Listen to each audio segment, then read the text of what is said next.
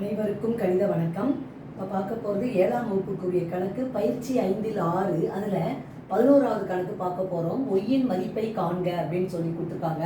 இந்த மாதிரி படம் கொடுத்துருக்காங்க. இந்த படத்தில் பொறுத்த வரைக்கும் POQ கோணம், POQ என்பது நேர்கோணம். அதாவது நேர்கோணம் என்பது 180 டிகிரி. அப்போ அனைத்து கோணங்களின் கூட்டினால் வரக்கூடிய விடை 180.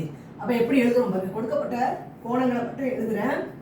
60 டிகிரி ப்ளஸ் 3y மைனஸ் 20. அடுத்து என்ன இருக்கு? Plus y. அடுத்து plus y plus 10 equal to என்ன வரும்? 180 டிகிரி. இப்போ பார்த்தீங்கன்னா நம்பர் 60 இருக்கு. ஃபர்ஸ்ட் ஒய்யெல்லாம் கூட்டிக்கலாம். 60 போட்டுக்கிறேன்.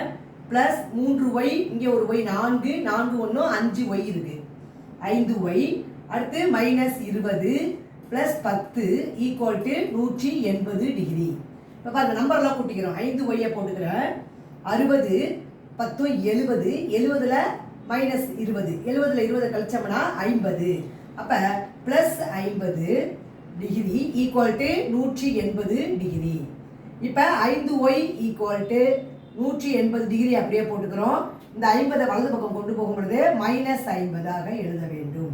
இப்போ 180ல் 50 கழிச்சோம்னா 130 degree. 5y equal to 130 degree. y is equal to 130 by 5. இப்போ 130 5ஆல் வகுக்கும் பொழுது 4 5 5, இங்கே 2 5 10, மீதி 3 30ல் 6 5 30. அப்போ 26 டிகிரி கிடைக்குது.